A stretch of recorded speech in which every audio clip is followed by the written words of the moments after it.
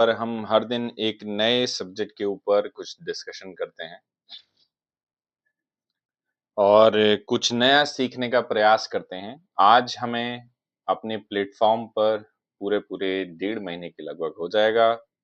So please अभी तक अगर आप आज नए हैं, आपने कोई वीडियो हमारी वॉच नहीं करी है, सो प्लेलिस्ट में जाके अपने ईयर के अकॉर्डिंग आप क्लासेस को वॉच कर लीजिए। ठीक है? तो चलिए बेटा शुरू करते हैं फिर। आज का लेक्चर ईश्वर की प्रेरणा से, माँ बाप बहन भाई के आशीर्वाद से। मेरा नाम आशुतोष दीक्षित है और आप देख रहे हैं डी सेट्स का ऑफिशियल यूट्यूब चैनल। तो आज जैसे आप जानते हैं कि वीक में हम लोग बटे हुए हैं कैसे, हम Monday, Tuesday, Wednesday, Thursday, Friday, ठीक है, सैटरडे, ऐसे करके first year, second year and third year, ऐसे करके वीक में हर ईयर की 2 क्लासेस होती हैं। ठीक है, तो आज सैटरडे है, आज थर्ड ईयर की क्लास है। ठीक है, हम समझते हैं।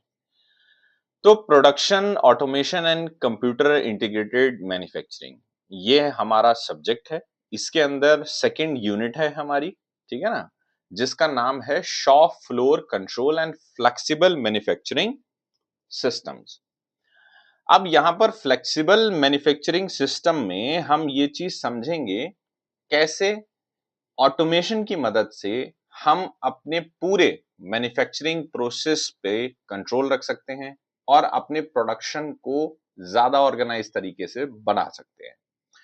तो देखो, शॉप फ्लोर जैसे आप इंडस्ट्री में काम करते हो तो आपने देखा होगा 3 फेज होते हैं हमारे शॉप फ्लोर के। पहले हम प्लान बनाते हैं कि आज के दिन का हमारा क्या प्लान है, देन उस प्लान पर हमारी एक मॉनिटरिंग होती है और हम क्या काम करते हैं, उस पूरे प्लान के अकॉर्डिंग हम कुछ अगर चेंज करना चाहें साइमल्टेनियसली या यानी कि इंस्टेंट फेज पर अगर हम कुछ चेंज करना चाहते हैं तो हम उस चीज को कंट्रोल भी कर सकते हैं। ठीक है, जैसे कि यहाँ पर एक बहुत अच्छा एग्जाम्पल दे रखा है कि अगर आप कोई रेसिपी बनाते हैं तो कुक रेसिपी को देखकर ही आप इंग्रेडिएंट्स को तैयार करते हैं, यानी कि जो आपकी रिक्वायरमेंट है आप उसके अकॉर्डिंग ही अपने पूरे प्रोडक्शन के प्रोसेस में प्लानिंग करेंगे। हर मशीन और वर्कर को स्पेसिफिक टाइम और एक टास्क असाइन किया जाता है, यही होता है प्लानिंग का फेज। दूसरे में कॉन्टिन्यूअस अपडेट हमारे पास रहती है। मान लीजिए प्रोडक्शन में ये हुआ कि इन्वेंट्री से 1000 चाइल्ड पार्ट आए। अब 8 घंटे की शिफ्ट में कितने चाइल्ड पार्ट यूज हो गए, कितने बचे, ये कंसिस्टेंट से मॉनिटरिंग चलती रहेगी और ये कहां अपडेट जाता रहेगा, इन्वेंट्री में, कि भैया नेक्स्ट आवर की शिफ्ट में इतने पार्ट्स की रिक्वायरमेंट है। ठीक है, वो कुछ एक टॉलरेंस लिमिट लेके चलते हैं, ऐसा नहीं है अटेंडम 0-0 पर हम लेकर आए, नहीं। देन उसके बाद अगर कोई प्रॉब्लम आती है, ठीक है ना, फाइनल प्रोडक्ट को वेरीफाई किया जाता है और स्टैंडर्ड मीट हो रहे हैं या नहीं ये देखा जाता है।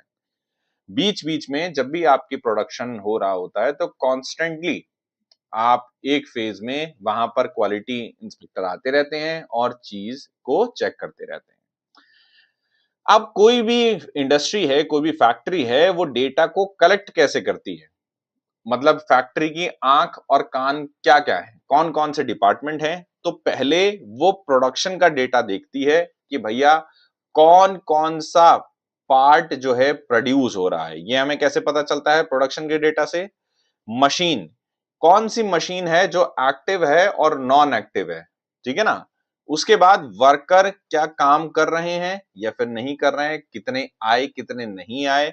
देन उसके बाद क्वालिटी मैट्रिक्स क्या है, कितना डिफेक्ट जा रहा है, कितना एरर हो रहा है। देखो, डिफेक्ट और एरर दोनों में बड़ी अलग बातें होती हैं, इनको एक मत समझना।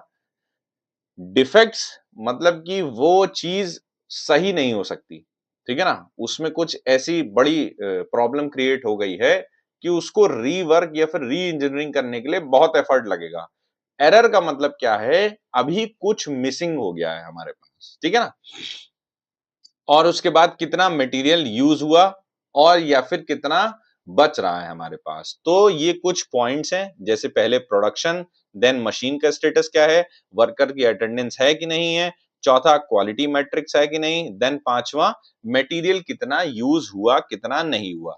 तो ये काम होता है हमारा, किनका होता है, प्रोडक्शन के जो अपर मैनेजमेंट के लोग होते हैं, वो इसी लॉजिक पर अपने पूरे दिन को प्लान करते हैं, ठीक है ना, देन ऑर्गेनाइज करते हैं, देन उसको मॉनिटरिंग करते हैं। अब आपने देखा होगा आपकी इंडस्ट्री में बच्चा लोग बारकोड का बड़ा इंपॉर्टेंस रहा है। तो बारकोड की इंपॉर्टेंस क्यों रही है, वो बहुत सारी इंफॉर्मेशन को according to our need store कर लेता है लाइन फॉर्मेट में। आपने देखा होगा काले और सफेद करके की लाइंस होती हैं उन तरीके से। अब देखो बारकोड काम कैसे करता है। सबसे पहले जो हम मैसेज होता है हमारा, मान लो मैं बारकोड के अंदर ये मैसेज छुपाना चाह रहा हूं कि बारकोड को जब भी कोई स्कैन करे तो लिखे हेलो, ठीक है ना। तो इस हेलो को पहले वो लाइंस में कन्वर्ट करेगा, यानी इसको बोलते हैं एनकोडिंग, ठीक है ना। पहले क्या काम कर रहा है, वो हेलो को बारकोड वाली भाषा में, ठीक है ना, बारकोड वाली भाषा में एनकोड करता है, फिर उसके बाद उसको प्रिंट कर देता है। देन जो भी व्यक्ति रिक्वायर्ड है जिसे इस हेलो को पढ़ने की, वो इस डेटा को स्कैन करेगा, यानी उस प्रिंटिंग वाले बारकोड को स्कैन करेगा। देन स्कैन करने के बाद स्कैनिंग में क्या होता है, वो डेटा जो लाइन वाला है, हमारा फोन, हमारा स्कैनर उसको कन्वर्ट कर देता है हेलो में और हमें वो शो हो जाता है। यही फेज से काम करती है बारकोड की टेक्नोलॉजी। और इसी फेज पे कैसे काम करता है व्हाट्सएप का मैसेज भी। हम यहां से किसी भी व्यक्ति को अगर हेलो लिखते हैं तो वो पहले क्या होता है, एनकोड होता है, और फिर वो दूसरी तरफ जाता है ताकि बीच में कोई व्यक्ति उसको पढ़ ना पाए। देन फिर दूसरे के व्हाट्सएप में क्या चीज होती है, वो हेलो जो जिस भाषा में भी वो एनकोड हुआ था, फिर वो फोन उसको डिकोड कर देता है और हमको दिखा देता है। लेकिन ये प्रोसेस क्या कह सकते हैं, थाउजेंड्स ऑफ मिली सेकेंड, ठीक है ना, इन सब में प्रोसेस हो पाता है। अब देखो ऑटोमेटिक आइडेंटिफिकेशन मेथड जिसको बोलते हैं एडीसीएस, इसका मतलब क्या है।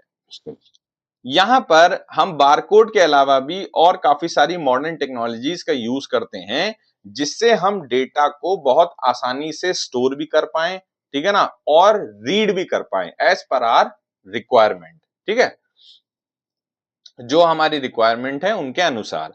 तो उनमें सबसे पहले आती है RFID technology, radio frequency identification. ये एक छोटी सी चिप होती है, ठीक है ना।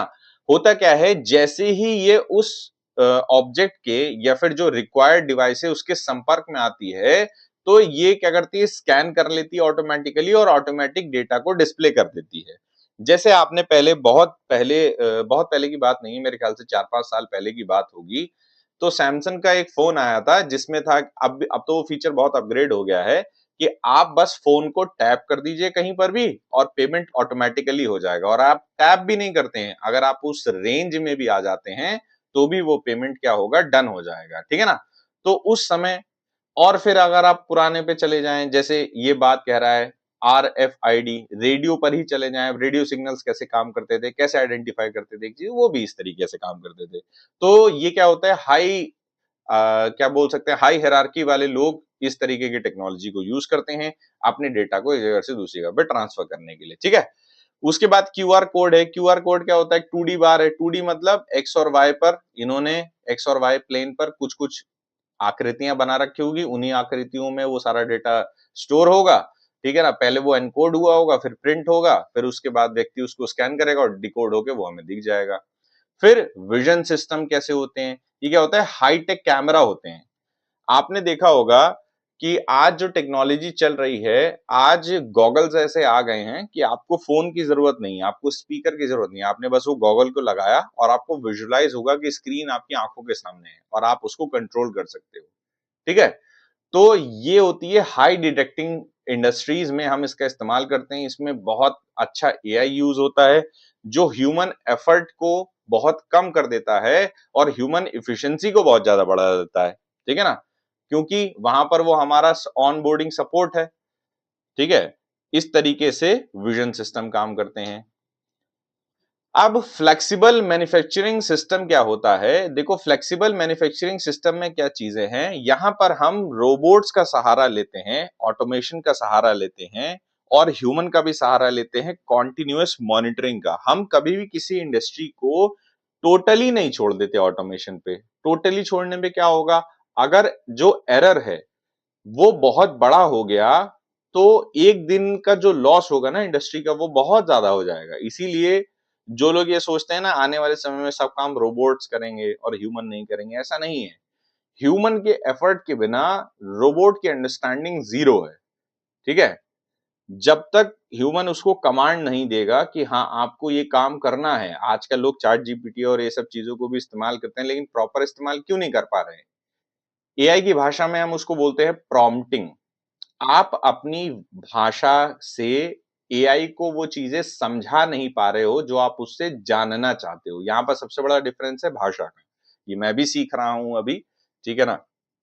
और मैं आपसे भी कहूंगा कि आप भी सीखिए कि किस तरीके से हम आसान से आसान शब्दों में अपनी बात को सामने वाले के सामने प्रकट कर सकते हैं। ठीक है, तो एफएमएस क्या काम करता है, जितना भी काम हमारा हो रहा होता है इंडस्ट्री में मैनुअल से हटा के उसको ऑटोमेशन पे करता है। फ्लेक्सिबिलिटी रहती है हमारे पास कि ठीक है ना, प्रोडक्ट को बहुत सारे टाइप से हम बना सकते हैं। ठीक है ना, उसके बाद क्या चीज होती है, रोबोटिक्स मटेरियल मूव करते रहे। जैसे आप यहाँ पर देख रहे हो, अगर एक लाइन है, ठीक है ना, यहाँ पर अगर ह्यूमन काम करते तो शायद उनका एफर्ट बहुत ज्यादा होता और उनको आउटपुट बहुत कम मिलता। लेकिन यहाँ पर ये रोबोट्स हैं जो एक जगह से दूसरी जगह पर मटेरियल को पहुंचा भी रहे हैं, डिटेक्ट भी कर रहे हैं मटेरियल ओके है कि नहीं है, और बहुत अच्छी तरीके से काम भी कर रहे हैं। ठीक है ना? और इन्हें क्या चाहिए, इन्हें कुछ पैसा तो चाहिए नहीं, बस इन्हें मेंटेनेंस चाहिए और बिजली चाहिए। ठीक है ना? अब तो ऐसे भी, जैसे वो पोछे वाला एक सबने ऐड देखा है कि नहीं देखा, कि जिसमें होता क्या है, आजकल फ्लोर क्लीनिंग के लिए एक रोबोट आया है। ठीक है ना, उसको आपने गाइड कर दिया, उसमें पानी भर दिया, अब उसके बाद वो अपने आप पोछा लगाता रहेगा। जहां उसको गंदा दिखेगा वो तुरंत गंदगी को उठाएगा और फिर अपने वापस चार्जिंग पॉइंट पे चला जाएगा। ठीक है ना, ऐसे वो काम करता रहता है। अभी सैमसंग ने एक रिसेंटली अपना एक ऑटोबॉट लॉन्च करा है, जिसमें क्या है, वो सारे कंट्रोल्स जितने भी घर के कंट्रोल हैं उनको मैनेज कर लेगा। वहां पर आपको चाहे सुबह उठना हो, ठीक है ना, रात में सोना हो, आपका मूड कैसा है उस तरीके की बात करनी है, अगर आपके घर में पेट है तो उसका ध्यान रखना है। ठीक है ना, एक बॉल की तरह है, वो अपना काम करता रहेगा, आप उसको गाइड कर दीजिए क्या करना है क्या नहीं करना है। लेकिन आपके गाइड किए बिना वो कोई काम नहीं करेगा अपनी अंडरस्टैंडिंग से। जितना आप उसको फीड करोगे वो उतना ही काम करेगा। तो ऑटोमेशन से इंडस्ट्रियल में बहुत अच्छी ग्रोथ हुई, बहुत अच्छा प्रोडक्शन भी रहा, और ये सब चीजें हम देखते भी हैं। अब यहाँ पर बात आ जाती है एफएमएस में। एफएमएस क्या चीज है हमारे पास? Flexible manufacturing system. Flexible manufacturing system जो है उसके कुछ बिल्डिंग ब्लॉक्स हैं, यानी वो किन किन चीजों से मिलकर बना होता है। एफएमएस में सबसे पहली चीज क्या है, हम लोग सीएनसीज का यूज करते हैं, ठीक है ना, एक बहुत प्रिसाइज कटिंग के लिए। ठीक है, जैसे कि ड्रिलिंग करना हो गया या फिर कुछ बहुत माइनर कटिंग के लिए।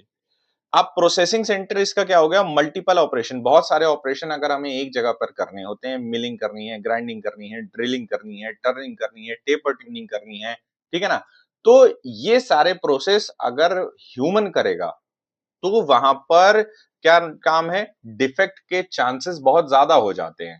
ठीक है ना, तभी सब चीजें ऑटोमेशन पे क्या होती है, कांस्टेंट मूवमेंट रहता है।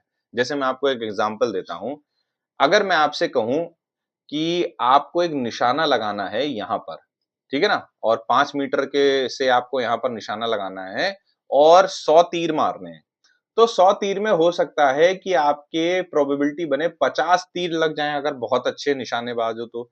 लेकिन ऐसा बिल्कुल नहीं हो सकता कि 100 के 100 तीर इसी जगह पे लगे।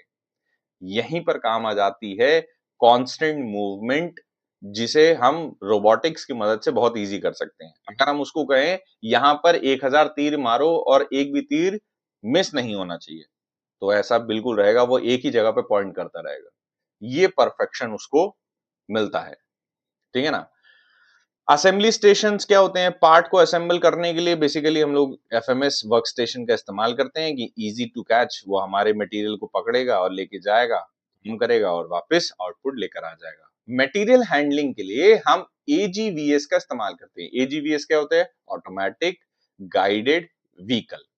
ऑटोमेटिक गाइडेड व्हीकल को हमें करना क्या है, एक तरीके से ऐसे समझ लो, अगर मैं आम भाषा में कहूं तो वो एक तरीके का पेट है।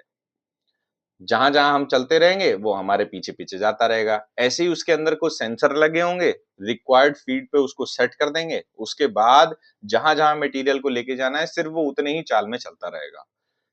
कन्वेयर, ठीक है ना, मटेरियल हैंडलिंग के लिए आजकल हम लोग यूज करते हैं। और क्या करते हैं, रोबोट्स को यूज करते हैं एक जगह से दूसरी जगह पर लेके जाने के लिए। हम लोग ट्रॉलीज का ज्यादातर इस्तेमाल करते हैं ह्यूमन एफर्ट्स के साथ।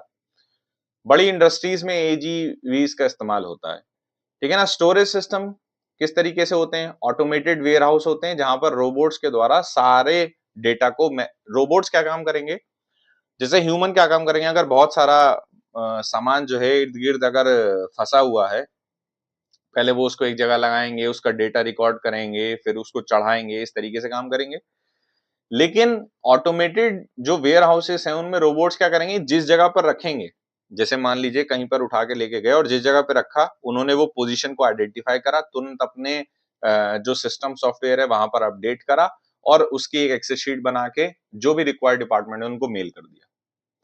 तो ये भी चीजें हो रही हैं बड़ी बड़ी इंडस्ट्रीज में, ठीक है ना। जहां पर टूल मैगजीन्स हैं, ठीक है ना, डिफरेंट टूल के लिए डिफरेंट स्टोर है और बफर जोन होती हैं कि टेम्पररी स्टोरेज एरिया के लिए, जिन्हें हम कोल्ड स्टोरेज कहते हैं आज के समय में अगर समझें तो इजीली। कंट्रोल सिस्टम कैसे होते हैं ऑटोमेशन में, सेंट्रल कंप्यूटर्स होते हैं जो मास्टर कंप्यूटर होते हैं, जिन जो सारे ऑटोमेशन को कंट्रोल कर रहे होते हैं। अच्छा, इन्वेंट्री में ये रोबोट है, प्रोडक्शन में ये रोबोट है, क्वालिटी के लिए ये रोबोट है, मेंटेनेंस के लिए ये रोबोट है, और ये सारे रोबोट्स एक दूसरे से सिंक है, ठीक है।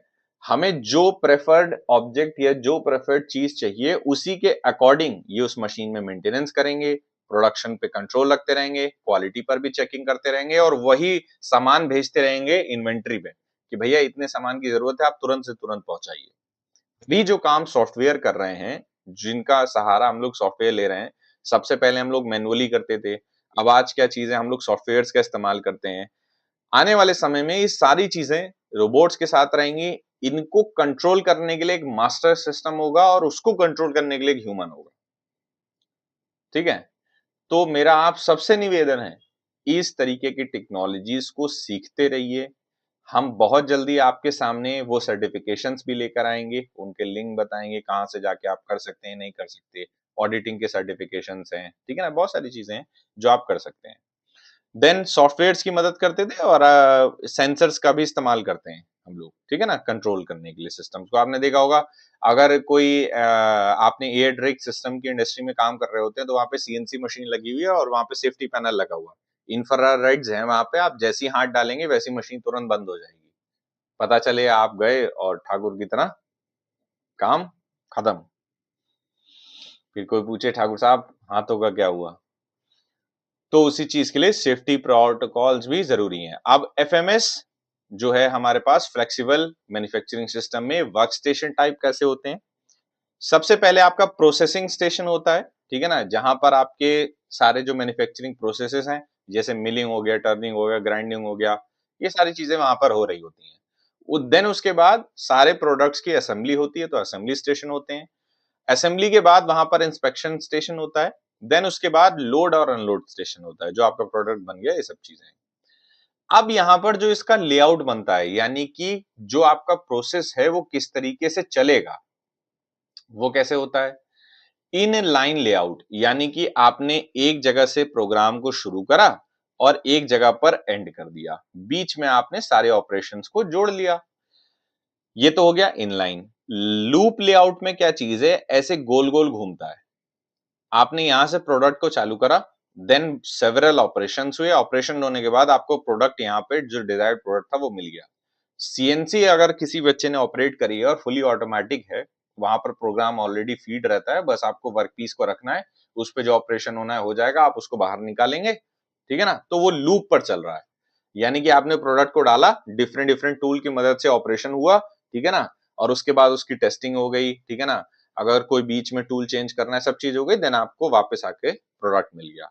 लेडर लेआउट में क्या है कि एक सीडी पर काम होगा, देन ये जाएगा अपर मैनेजमेंट में, देन ये जाएगा उससे ऊपर, फिर उससे ऊपर, फिर उससे ऊपर, ठीक है ना। ये हो गया लेडर लेआउट। ओपन फील्ड में क्या चीज है, सारा वर्क पीस एक जगह रखा हुआ है, एक जगह पर मशीन है, एक जगह पर क्वालिटी है और एक जगह पर इन्वेंट्री है। तो पहले रोबोट आएगा, वो यहाँ पर चाहेगा, यहाँ पर पहले प्रोसेस लेगा, फिर यहाँ से जो आउटपुट उसको मिलेगा यहाँ पर लेके जाएगा, देन यहाँ पर, देन यहाँ पर। एक फायदा ओपन फील्ड का क्या है कि इसका मेंटेनेंस कॉस्ट जो होता है ना, वो बहुत लो रहता है, क्योंकि सारे जो फंक्शंस हैं वो अलग-अलग जगह पर हैं, ठीक है ना? और रोबोट को भी आसानी रहती है एक जगह से दूसरी जगह पे ले आने की, लेकिन ये टाइम कंज्यूमिंग चीज है, ठीक है? तो इसीलिए इसको बहुत कम इस्तेमाल करते हैं। इसमें नो डाउट जो हमारा ये है एफिशिएंसी है वो तो बहुत अच्छी रहती है, लेकिन साथ ही साथ हमारी कॉस्टिंग ज्यादा रहती है इसमें। समय भी ज्यादा लगता है। अब मटेरियल हैंडलिंग और स्टोरेज सिस्टम जो है हमारे वो कुछ किस तरीके से होते हैं, जिनमें जिसको एफएमएस का सर्कुलेटरी सिस्टम भी कह सकते हैं। जैसे हमारे नसों में खून दौड़ता है ना, वैसे ही कैसे हमारा मटेरियल हैंडलिंग सिस्टम काम करता है। तो देखो, रोबोटिक हैंडलिंग, ठीक है ना, रोबोट्स अपने इंडस्ट्रियल मटेरियल को पिकअप करते हैं, देन उसको पूरे प्रिसीजन के अकॉर्डिंग प्लेस पर रखते हैं, 24/7 बिना थके काम कर सकते हैं। एजीवीएस सिस्टम, जैसे मैंने बताया, ऑटोमेटिक गाइडेड व्हीकल्स, ये क्या काम करते हैं, जहां पर भी मान लो ट्रक आया, अब एजीवीएस को ये पहले से पता है कि ट्रक आया है, इससे माल को अनलोड करना है, तो गेट से ही जैसे वो एंट्री हुआ, एजीवीएस के पास सिग्नल जाएगा, एजीवीएस तुरंत आके जो वेयर हाउस की जगह है वहां पर खड़ा हो जाएगा और माल को अनलोड करना चालू कर देगा, अनलोड करता रहेगा, साथ ही साथ अपने साथी को भी बुला लेगा और सारे रोबोट सिंक हो जाएंगे। ये एक एक रोबोट क्या करेगा, सामान को उतारेगा, एक रोबोट क्या काम करेगा, जाके वहां पर लोकेट करेगा, देन वही सेम सिंक करके आगे तक अपने डेटा को पहुंचा देगा। कन्वेयर सिस्टम यहाँ पर कैसे काम करते हैं, मटेरियल के फ्लो को कंटिन्यू रखते हैं, ठीक है ना। अगर प्रोडक्शन में कोई पीस की शॉर्टेज होने वाली है तो तुरंत इन्वेंटरी पर मैसेज आता है और वहां से सामान रोबोट हमारा लेकर आ जाता है। एएस और आरएस क्या होता है, automated storage and retrieval systems, ठीक है ना।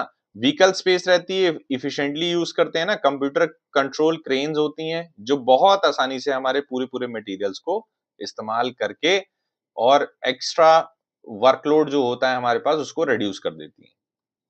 अब कंप्यूटर कंट्रोल सिस्टम का जो है एप्लीकेशन और बेनिफिट क्या है उसको समझते हैं थोड़ा।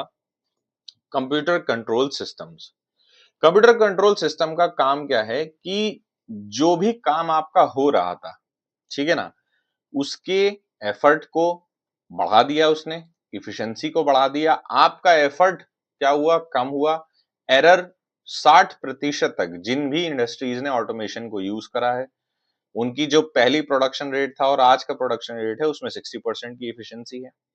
डिलीवरी बहुत तेज होती है, जो प्रोडक्ट की जिस इंडस्ट्री को रिक्वायरमेंट है वो बहुत तेजी से काम करता है। प्रोडक्शन बहुत अच्छे से स्केड्यूलिंग हो जाती है उसकी, ठीक है ना, कौन सा काम कौन सी मशीन करेगी, कैसे प्लान होगा, क्या चीज होगी, और उसके बाद मशीन मॉनिटरिंग भी आसानी से होती रहती है कि अगर कोई भी दिक्कत होती है तो मशीन पहले ही बता देती है कि हाँ भैया मेरे अंदर ये परेशानी आ रही है, आप इस कंसर्न व्यक्ति को बुला के लेकर आओ और मुझे सही करो। ठीक है। क्वालिटी कंट्रोल भी होता रहता है, देन इन्वेंटरी मैनेजमेंट भी होती रहती है। यही 4 फैक्टर हैं हमारे पास। आप जिस भी डिपार्टमेंट में काम कर रहे हैं वहां प्रोडक्शन तो होता ही होगा। प्रोडक्शन होने से पहले उसका एक प्लान होता है, ठीक है ना। प्लान होने के बाद जो मशीन है सही है कि नहीं, मेंटेनेंस वाले उसको चेक करके बताते हैं, बीच में क्वालिटी वाले आपसे लड़ते रहते हैं, ठीक है ना। और इन्वेंटरी मैनेजमेंट भी वहां पर होता रहता है, प्रोडक्शन वाले बताते रहेंगे हाँ भैया ये सामान इतना था, इतना खत्म होने वाला है, इतना बचा है, ठीक है। प्रोडक्शन वालों को मैं सच में बहुत सलामी देना चाहता हूँ कि वो बेचारों के ऊपर बहुत सारा वर्कलोड रहता है, ठीक है। तो यही था आज का लेक्चर हमारा, जहां पर हमने सीखा समझा कि कैसे हम जो है अपने पूरे ऑटोमेशन को कंट्रोल कर सकते हैं, ठीक है ना। क्या फॉर्मेट रहता है, किस तरीके से समझना है हमें, ठीक है ना। फ्लेक्सिबल मैन्युफैक्चरिंग सिस्टम को जिसमें ह्यूमन भी है और रोबोट भी है और दोनों का इतना अच्छा कॉम्बिनेशन है जिससे काम बहुत इजीली हो जा रहा है, ठीक है ना, और हमें उतना एफर्ट भी नहीं डालना पड़ रहा। सो थैंक्स फॉर वॉचिंग, अपना ध्यान रखिए, मिलेंगे आपसे मंडे, तब तक के लिए धन्यवाद। किसी बच्चे का अगर कोई क्वेश्चन है तो आप ड्रॉप कर दीजिएगा यहाँ पर। कुछ चीजें अगर आपकी समझ नहीं आई हैं तो बताइएगा, मैं कोशिश करूंगा अगले लेक्चर में आपके सवाल लेने की। तब तक के लिए धन्यवाद, खुश रहिए, अच्छे काम करिए।